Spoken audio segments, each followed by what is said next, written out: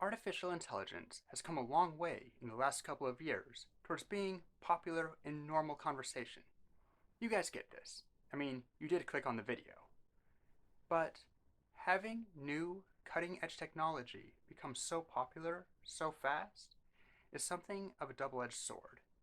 See, I love being able to talk to random people about this kind of stuff, but you end up with a lot of people with a lot of thoughts and opinions on the topic, and often not a lot of background knowledge.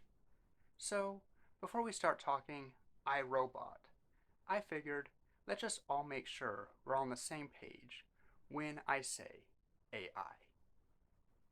Vroom. Ah. At their core, every computer program is a sort of AI. It uses artificial thought processes, algorithms, to solve intellectual problems and return the output to the user. But when I say I don't think anybody's grabbing their calculator and going, "You, AI, the future is here." Because, I mean, seriously.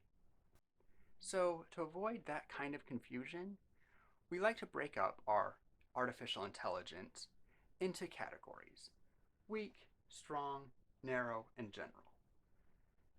Right now, we're in this region. A weak computer program, a weak AI, is any program which can be replicated by a human mind, given some time, pen and paper, perfect memory. I mean, computers are better than humans at certain things. But intellectually, a weak AI is still going to be inferior.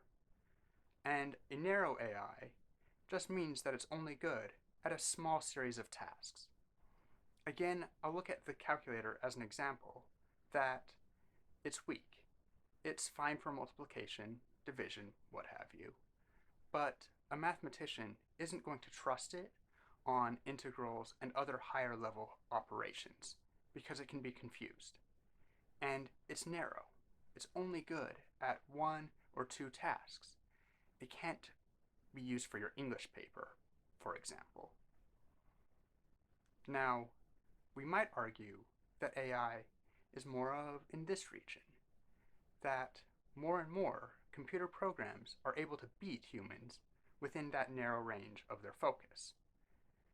And you could even make a case that programs like Alexa, Siri, Google more and more are weak general AIs. But I would argue that that sort of program is not truly a general AI so much as a series of narrow AIs with a sophisticated AI call function. A truly general AI is instead not going to have just a list of tasks which it can do, but rather have some difficult to count number of things which it's able to do, and probably the ability to learn new tasks without opening it up and changing something externally in the code. So I would give the example of thinking of a general AI like a little kid or a puppy. Yeah, they're not as smart as an adult human, but you can't really easily count the number of things they can do, and you don't need to crack open their skull if you want to teach them something new. Now, a strong general AI is not just going to be good at a wide variety of things, they're also going to be better than humans at most of those things. A lot of people don't even bother to say that a strong AI is also a general AI or not. Because to them, to say that it is a strong AI implies that it's not better than humans at a wide variety of things or individual things. Well, rather that the individual thing which it's better at is the task of thinking in general. So you don't need to say that it's a general strong AI. The general part is part of how they think of strong. With that mentality, instead of saying that we have four categories, we'll instead have a hierarchy from weak to strong, with narrow AIs being any AI worth talking about that's better than humans, because a weak, narrow AI just isn't interesting. Most people wouldn't even call it AI. I think, generally, I wouldn't call it AI. It's a basic computer program. When exactly we're going to see this kind of strong general AI is a matter of some debate.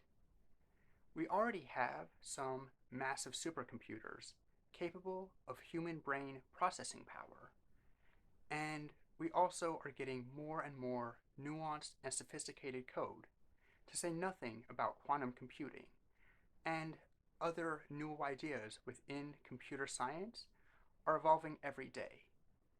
But what trick it will take and when it will happen that a computer programmer is able to look at their code and write something that allows the computer they're programming to be better than they are at the process of thinking, it's speculative to say the least.